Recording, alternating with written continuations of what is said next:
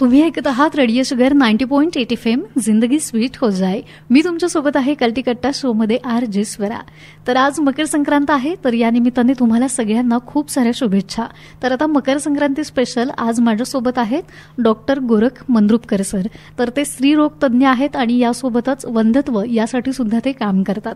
तर सर, तुम्हाला मकर संक्रांतीच्या खूप साऱ्या शुभेच्छा आणि आज तुम्ही रेडिओमध्ये आलाय, तर वेलकम. थँक्यू. तुलाही मनापासून खूप खूप शुभेच्छा. Thank you so much. तर आता मकर संक्रांती आहे, तर आपण थोडंसं आता विचार संक्रमणाकडे वळूयात असं मला वाटतं. हो, खरं तर हे आपल्याला माहिती आहे की सूर्याचा मकर राशीमध्ये प्रवेश होतो आणि इथं सगळं वातावरणच बदलून जातं. तर मला असं वाटतं की आज आपण कोणत्या तरी एका छानशा विषयावरती विचार संक्रमण करणाऱ्या अशा विषयांवरती बोलणार आहोत आणि म्हणून तू मला इथं बोलावलेस. Let's start. येस. तर आता विचार संक्रमणाची सुरुवात मी करते. खरं तर आता आपण बघतोय की वेगवेगळे फेस्टिवल आणि आपल्याकडे लग्न समारंभ हे खरं तर आता ट्रेंडिंगमध्ये आणि खूपच नाही का आजच्या तरुणाईसाठी खूप महत्वाचे विषय बनलेले आहेत. तर मग आपण जेव्हा लग्न वगैरे करतो तर तेव्हा आपण पहिली गोष्ट म्हणजे आपण पत्रिका आपल्याकडे पाहिली जाते आणि मग त्या पत्रिकेनुसार गुण जमलेत की नाहीत बघून आपण पुढे सरकतो. तर त्याच्यामध्ये तेवढाच महत्वाचा विषय आहे तो म्हणजे ब्लड ग्रुप. तर याबद्दल मला थोडंसं ऐकायला आवडेल. राईट. हे बघ, केवळ 6 रक्तगट आहेत. O positive, O negative, A positive, A negative, B positive आणि B निगेटिव्ह. आता थोडी शास्त्रीय माहिती सांगतो. O निगेटिव्ह हा जो रक्तगट आहे त्याला युनिव्हर्सल डोनर म्हणतात. म्हणजे काय, तर त्याचं रक्त कोणालाही चालू शकतं, पण त्याला मात्र इतर कोणाचं रक्त नाही चालत. अच्छा. आणि दुसरा असतो तो AB पॉझिटिव्ह की जो आहे युनिव्हर्सल एक्सेप्टर, म्हणजे त्याला कुणाचंही रक्त चालतं पण त्याचं सगळ्यांनाच चालेलच असं नाही. सो ह्या 2-3 गोष्टी फक्त आपल्याला माहिती असणं गरजेचं आहे. अच्छा. तर आता हे ब्लड ग्रुप बद्दल तुम्ही मला सांगितलं, पण जेव्हा आता आपण लग्न करतो तर तेव्हा आपण पत्रिका बघितल्यानंतरची सेकंड स्टेप असते ती म्हणजे ब्लड ग्रुप. तर ब्लड ग्रुप जे असतात वेगवेगळे असे 6 आहेत एकूण आपल्याकडे. तर कुठल्या रक्तगटाशी आपण लग्न करू शकतो, त्याचे एक्झाम्पल्स वगैरे असं काही एक्सप्लेन कराल का? खूप छान प्रश्न. खरं तर मला ना ओपीडीत बसलो की असंख्य असे फोन येत असतात. दर 15 दिवसात एखाद्या बैठकीतून फोन येतो. कधी कधी लग्नाची बैठक चालू असते आणि तिथूनही डायरेक्ट स्पीकरवरती फोनवरती बोला म्हणून विनंती येते. तर सगळ्यांना रेडिओ शुगरद्वारे तुझ्या या कार्यक्रमाद्वारे सगळ्यांना आपण एक छानसा संदेश देऊया. कोणत्याही रक्तगटाचा व्यक्ती कोणत्याही रक्तगटाच्या व्यक्तीशी लग्न करण्यास काहीही हरकत नाही. अच्छा. म्हणजे हे काही माझं मत नाही, हे शास्त्राचं मत आहे, हे विज्ञानाचं मत आहे. बऱ्याच वेळेला ना असे काही गैरसमज असतात या रक्तगटांविषयी, तर तसे काहीही मनामध्ये ठेवू नयेत. अच्छा. तर बेसिकली काय होतं की आपण जेव्हा एक कॉमन मॅन म्हणून याच्याकडे जेव्हा बघतो ना तर तेव्हा आपल्याला खूप ढीगभर प्रश्न पडलेले असतात. म्हणजे मला पण असंच झालेलं की आपल्याकडे बेसिक आपण जेव्हा ब्लड डोनेट करणार असतो तर तेव्हा डोनर म्हणून आपण या वेगळ्या गोष्टी बघतो आणि लग्न जेव्हा गोष्ट करणार असतो तर तिथे थोडासा वेगळ्या अँगलनी बघतो आपण. तर ते जे कन्फ्युजन असतं लोकांचं डोनर आणि लग्न, तर त्याच्यामध्ये काय म्हणजे जनरल तसं आपण डिफरंट बघतोय किंवा काय? खरं तर हे बघ ना, रक्तदान हे सर्वश्रेष्ठ दान आहे. आणि आता काय होतं की पूर्वी केवळ आपण म्हणजे पूर्ण रक्त आपलं घेतलं की ते पूर्ण रक्त द्यायची पद्धत होती. आता ह्या रक्ताचे घटक केले जातात. म्हणजे आपल्याच भागाचा विचार करायचा झाला तर आपल्या भागातली जी रक्तपेढी आहे ती रक्त पृथक्करण करणारी रक्तपेढी आहे, म्हणजे ज्याला आपण कॉम्पोनंट ब्लड बँक असं म्हणतो. मग हे रक्त घेतलं की त्याचे वेगवेगळे घटक बाजूला काढले जातात, जसं की लाल रक्तपेशी, त्यानंतर फ्रेश फ्रोझन प्लाझ्मा, प्लेटलेट्स, आणि या सुद्धा देऊन माणसाचा जीव वाचतो. अच्छा. मग रक्तदान जेव्हा आपण करायला जातो तर त्यावेळेला तुम्ही अमुक या रक्तगटाचे आहात म्हणून रक्तदान करा असं काही नसतं. कारण प्रत्येक रक्तगटाच्या माणसाला प्रत्येक रक्तगटाच्या दात्याची गरज ही असते. त्यामुळे जेव्हा आपण दाता म्हणून विचार करतो तर त्यावेळेला जरूर आपण रक्तदान करावं. या कार्यक्रमाद्वारे मी अगदी सगळ्यांना सांगेन की संपूर्ण वर्षभरातल्या 12 महिन्यांमध्ये दर 4-4 महिन्याच्या गॅपनी आपण एकदा रक्तदान करू शकतो. अर्थात त्याकरता तुम्ही तेवढे सुदृढ आणि निकोपी असायला हवं, पण किमान वर्षातून एकदा किंवा दोनदा रक्तदान नक्की करावं. अनेकांचे प्राण वाचतील. तर त्याच्यासाठी काही एज ग्रुप वगैरे किंवा आपण जेव्हा आता डोनेट करायला जाणार आहे रक्त, तर तेव्हा काही म्हणजे काळजी आपण घेतली पाहिजे? आता जागतिक आरोग्य संघटनेने आणि या ज्या रक्तपेढ्यांची जी संघटना असेल, रेड क्रॉस संघटना असेल, या सगळ्यांनी काही नियम केलेले आहेत की साधारणपणे वयवर्ष 18 ते 20च्या वरची व्यक्ती आणि साधारण एक 60 वयवर्ष 60च्या आतील व्यक्ती ही महत्वाची असते. म्हणजे ते रक्तदान करू शकतात. ब्लड प्रेशर वाढलंय किंवा अॅनिमिया म्हणजे रक्त कमी आहे किंवा एखाद्या व्यक्तीला रक्तातून संक्रमित होणारे आजार आहेत, म्हणजे जसं की हेपॅटायटिस बी आहे किंवा HIV आहे किंवा त्याला सिव्हिअर डायबेटीस आहे, तर अशी व्यक्ती नाही रक्तदान करू शकत. म्हणजे जी व्यक्ती निकोप आहे, सुदृढ आहे, म्हणजे जिचं स्वतःच व्यवस्थित चालते, ती रक्तदान नक्की करू शकते. आणि वजनाच्या बाबतीत बोलशील तर साधारणपणे किमान 50 किलो तरी वजन असावं. म्हणून 18 ते 20 वर्ष जेव्हा आपण विचार करतो तर साधारण 50-52 किलोपेक्षा वरची व्यक्ती ही रक्तदान नक्की करू शकते. अच्छा, तर त्यातूनच एक क्वेश्चन मला आठवला. एकतर म्हणजे आपण ब्लड डोनेट वगैरे करतो आणि ते आपल्या फायद्यासाठी सुद्धा असतं कधी कधी. तर आता ब्लड डोनेट करायचं म्हटलं की एखाद्या व्यक्तीची प्रचंड इच्छा असते, पण त्याच व्यक्तीच्या बॉडीमध्ये कधी कधी रक्ताची पण कमतरता असते किंवा त्यांना ब्लड नाही का, हिमोग्लोबिन वगैरे आपण जे म्हणतो कमी असतं, तर ते गेन करण्यासाठी आपण काय घरच्या घरी करू शकतो? हो, अगदी खूप छान. सगळ्यात महत्वाची गोष्ट म्हणजे खरं तर रक्त आपण म्हणतो की रक्ताचं प्रमाण वगैरे, तर ते असतं हिमोग्लोबिनचं प्रमाण. हिमोग्लोबिनचं प्रमाण हे नेहमी 11 पेक्षा जास्ती हवं. म्हणजे म्हणायचं की बाबा ती व्यक्ती सुदृढ निकोप आहे.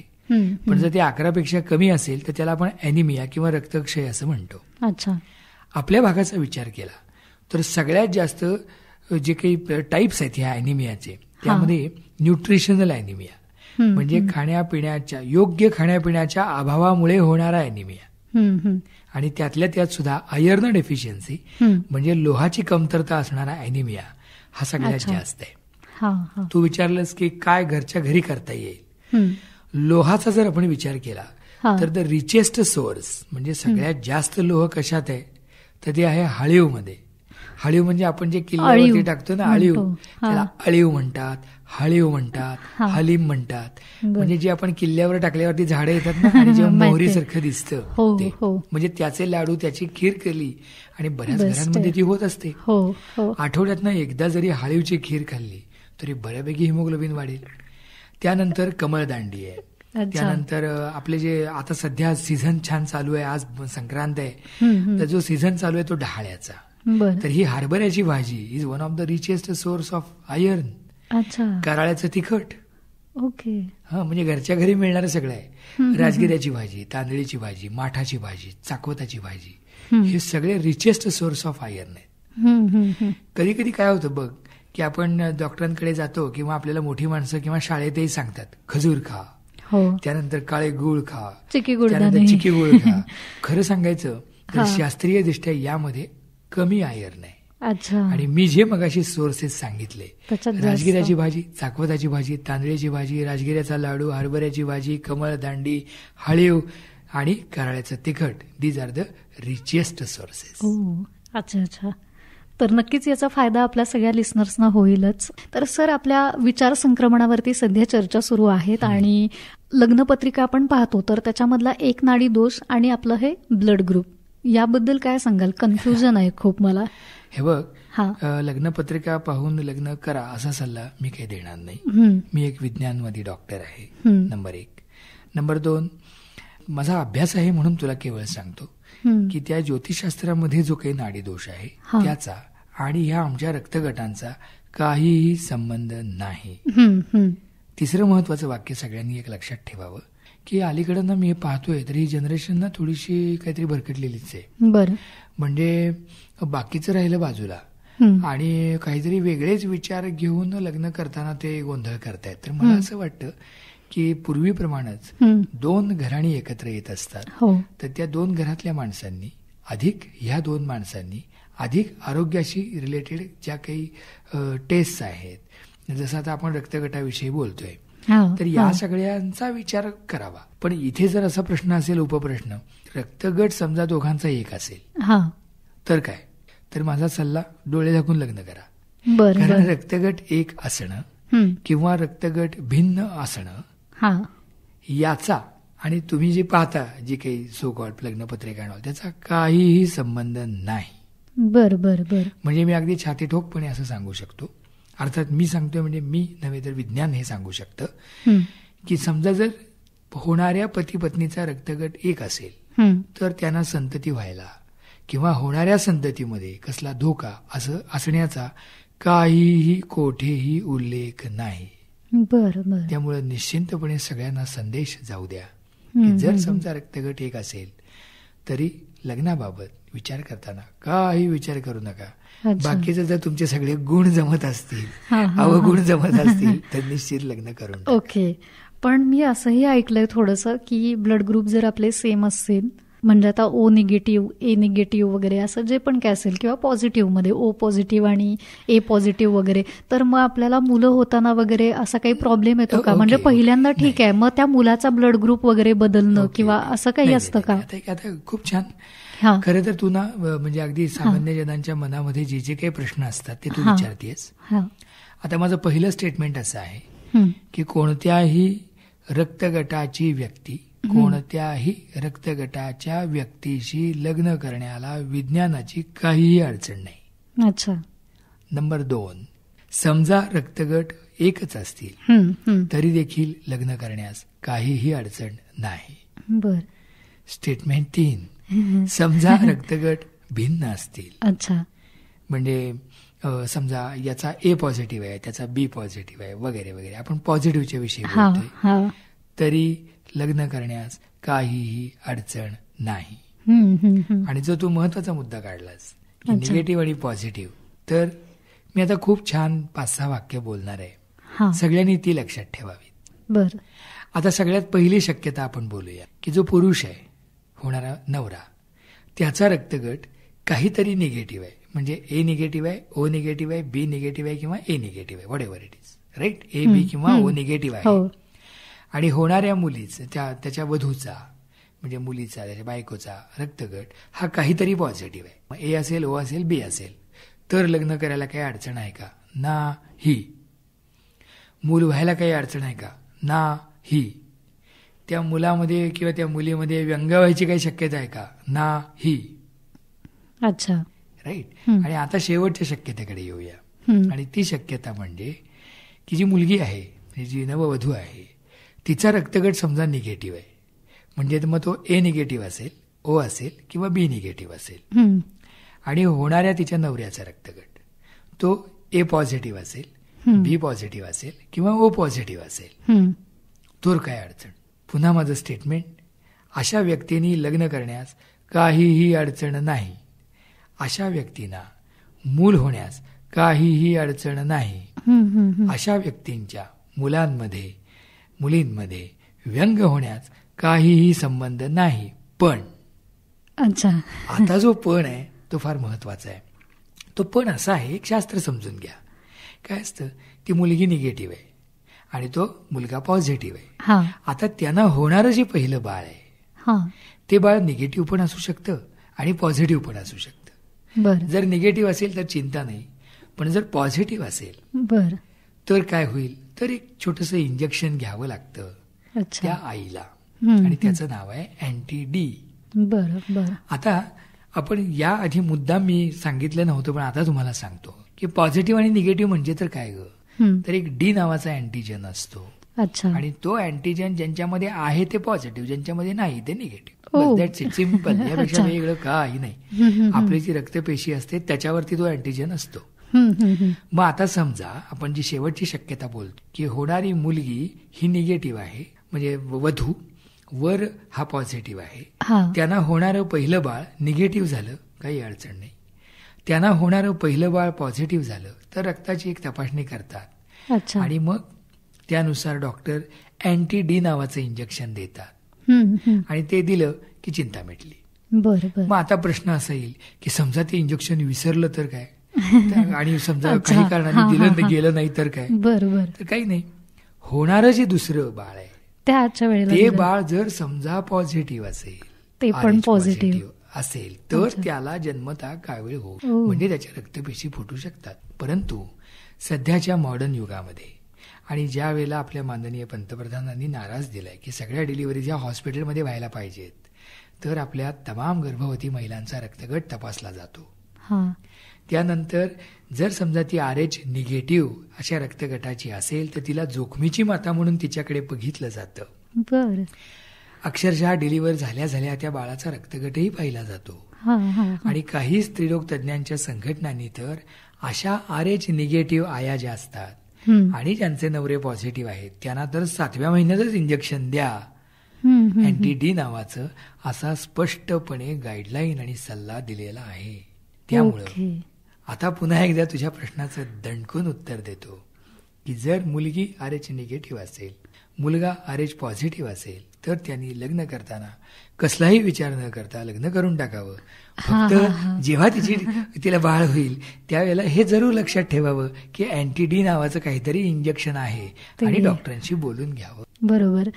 जसं तुम्ही आता पॉझिटिव्ह पुरुष आणि आईबद्दल सांगितलं, आई निगेटिव्ह आणि बाबा जर पॉझिटिव्ह असेल तर तसं मला विचारायचं आहे की सपोज की आई निगेटिव्ह आहे, बाबा पण निगेटिव्ह आहेत, काहीच अडचण नाही. त्याच्याकडेही अँटीजेन नाही, त्याच्याकडेही अँटीजेन नाही, होणारी सगळी बाळं निगेटिव्ह होऊन जातील. फक्त निगेटिव्ह रक्तगटाची अशी एक हे आहे की ओव्हरऑल आपण जर सगळ्या समाजाचा विचार केला तर ओव्हरऑल आपल्या भारताचा विचार करूया तर B पॉझिटिव्ह रक्तगटाची लोक जास्त आहेत, त्या खालोखाल O पॉझिटिव्ह रक्तगटाची, त्या खालोखाल A पॉझिटिव्ह, आणि निगेटिव्ह रक्तगटामध्ये B निगेटिव्ह, A निगेटिव्ह आणि मग O निगेटिव्ह. म्हणजे O निगेटिव्ह रक्तगटाची लोक ही अत्यंत रेअर असतात आणि त्यांचं पर्सेंटेज इतर कंट्रीज बघितलं आपण आपल्याकडे खूप कमी आहे. तू म्हणतेस ते बरोबर आहे आणि म्हणूनच आणि ते युनिव्हर्सल डोनर आहेत आणि म्हणून त्यांची आपण काळजी घेतो. त्या सगळ्या अशा लोकांचे नाव, नंबर हे त्या प्रत्येक ब्लड बँकेमध्ये असतात जवळपासच्या, आणि जेव्हा कधी काही अशी अडचण आली तर अशा लोकांना फोन करून अगदी गाडी पाठवून सुद्धा बोलवून घेतलं. बरोबर आहे. अच्छा. खरं तर सर तुम्ही आता ब्लड ग्रुप आणि ब्लड डोनर याच्यामधला काय फरक आहे आणि एकंदर लग्नपत्रिका, एक नाड दोष या सगळ्या प्रश्नांची खूप छान उत्तरं दिली आहेत. तर आता एक शेवटचा प्रश्न आहे. माझ्या मनातले प्रश्न पण क्लिअर झालेले आहेत आणि त्यामुळे मला खूप भारी वाटलं. तर आता एक शेवटचा क्वेश्चन विचारते की आता लग्न जेव्हा आपण करतो तर तेव्हा ब्लड ग्रुप बद्दल तर तुम्ही आपल्याला क्लिअर केलंच आहे, पण आपण लग्न करताना एक मेडिकल रिपोर्ट पाहिला जातो, तर त्याच्यामध्ये कुठल्या कुठल्या टेस्ट केल्या जातात? आता खरं तर ना ही अत्यंत चांगली आणि स्वागतार्ह कल्पना आहे की जेव्हा म्हणजे पूर्वी हे नव्हतं. पूर्वी लोक नुसतं शब्द द्यायचे आणि पाळण्यात लग्न करायचे. त्यानंतरची प्रथा आली की ही घे तुला मुलगी दिली, त्यानंतरची लग्नपत्रिका पाहूनची पद्धत, आणि आता तर काही जण एकमेकाला पाहून म्हणजे लव्ह मॅरेजेस होतात. पण मला असं वाटतं की ज्यावेळेला आता आपण ह्या विज्ञानवादी जगामध्ये वावरत आहोत आणि ह्या 21व्या शतकामध्ये आहोत, ते लग्न करत असताना तू जसं म्हणतेस की हे मेडिकल रिपोर्ट्स काही जण अलीकडे एकमेकाचे पाहतात, खरं त्यात गैर काही नाही. कारण इथं काय आपण पाहतोय रे बाबा की दोन जीव एकत्र येत आहेत, दोन बायोलॉजिकल फिगर्स एकत्र येत आहेत, तर अशा वेळेला रक्तातून संक्रमित होणारे काही आजार असतात, तर ते एकमेकाला आहेत का? आता त्याच्यावरनं लग्न नाकारावं का तर मी नाही म्हणेन. फक्त मी असं म्हणेन की मग त्या पद्धतीने प्रिकॉशन्स घेता येत. त्यामुळं किंवा काही आता एक महत्वाच्या 2 आजारांविषयी मी मात्र नक्की बोलेन की थॅलेसेमिया नावाचा एक आजार आहे, थॅलेसेमिया, की जो एक ॲनिमिया म्हणजे रक्तक्षयाचाच एक प्रकार आहे. आता समजा जर ती मुलगी थॅलेसेमियाची कॅरियर असेल, म्हणजे समजा जर तिचं रक्त आपण तपासलं आणि लक्षात आलं की अरे हिचं सारखं हिमोग्लोबिन कमी राहते आणि त्याचं जेव्हा आपण HB इलेक्ट्रोफोरेसिस करतो आणि असं लक्षात आलं की ती व्यक्ती ही थॅलेसेमियाची कॅरियर आहे, म्हणजे तिला स्वतःला आजार झालेला नाही पण ती तो आजार वाहत आहे. आता नेमका जर तो मुलगा तोही जर असाच थॅलेसेमियाचा कॅरियर असेल, त्याला तो आजार नाही झालेला पण तो कॅरियर आहे. आता या दोघांचं जेव्हा लग्न होईल तर त्यांना होणाऱ्या बाळांमध्ये 50% बाळं ही दोघांचे कॅरियर एकत्र आल्यानंतर थॅलेसेमिया मेजर नावाचा आजार होऊ शकतो. आणि मग त्यामध्ये लिटरली त्या बिचाऱ्या बाळाला 21 दिवसाला आयुष्यभर रक्त चढवावं लागतं. अरे बापरे. आणि मग कधी कधी ते बाळ दगावू सुद्धा शकतं. ओके. मग म्हणून असं म्हटलं जातं की जिथं कुठं अशा प्रकारचं, म्हणजे ह्याला आम्ही म्हणतो की एंडेमिक एरिया. एंडेमिक एरिया म्हणजे काय, की बाबा अमुक एका भागामध्ये या आजाराचं प्रमाण जास्ती आहे, किंवा एखाद्या व्यक्तीला माहिती आहे आता की मी थॅलेसेमियाची कॅरियर आहे, तर त्याची जबाबदारी आहे की लग्न करत असताना किमान त्या आपल्या समोरच्या पार्टनरचा जो काही हा प्रकार आहे तो तपासून पाहावा. दोघेही मायनर आहे, दोघांचं प्रेम आहे, दोघांनी ठरवलं आम्हाला लग्न करायचंच आहे, तर कॅन दे मॅरी? येस, ऑफकोर्स दे कॅन मॅरी. फक्त एक आहे की त्या दोघांनी डॉक्टरना जर आधी कल्पना दिली आणि डॉक्टरनी सुद्धा जर त्यांना योग्य प्रकारे, आता हे आमच्यासारख्या तज्ञांकडे अगदी जेनेटिक टेस्टिंग सुद्धा आम्ही करतो, म्हणजे आपल्या दवाखान्यामध्ये अगदी जेनेटिक टेस्टिंग सुद्धा होतं. ह्या सगळ्या तपासण्या आधी केल्या तर अशा वेळेला मी मगाशी म्हणालो की 50% बाळांना मेजर होऊ शकतो, पण म्हणजे 50% बाळं चांगली निपजू शकतात. तर विज्ञानाची मदत घेऊन अशा जोडप्यांना सुद्धा चांगली संतती प्राप्त होऊ शकते. बरोबर. म्हणजे फक्त बेसिक आपल्याला महत्वाचं, म्हणजे बेसिक जरी असलं तरी ते आपल्यासाठी खूप महत्वाचं आहे, ते म्हणजे हिमोग्लोबिन चेक करणं. हिमोग्लोबिन तर कसं आहे, मी त्याला नेहमी सांगतो, ॲनिमिया मुक्त भारत हा तर माननीय पंतप्रधान नरेंद्रजी मोदींनी दिलेला नारा आहे. आणि ॲनिमिया हे जवळजवळ आपल्या तमाम आजारांचं आगर आहे. आणि त्यामुळे ॲनिमिया मुक्त तर आपण सगळे असलोच पाहिजे, त्याविषयी काही वादच नाही. तर विचार संक्रमणाच्या आता आपण शेवटाकडे आलो आणि एक शेवटचा प्रश्न, तो म्हणजे रक्तदान आणि रक्तगट, याबद्दल काय सांगाल? खूप छान, आजची चर्चा आपली खूप छान झाली. मी मनपूर्वक रेडिओ शुगर आणि स्वरा तुमचा आभारी आहे. थँक्यू. रक्तदान हे सर्वश्रेष्ठ दान आहे आणि आपल्या जवळपास 2 रक्तपेढ्या आहेत आणि असंख्य सामाजिक संस्था अशा प्रकारची रक्तदानाची शिबिर अरेंज करत असतात. तर जरूर अशा ठिकाणी जावं आणि रक्तदान करावं.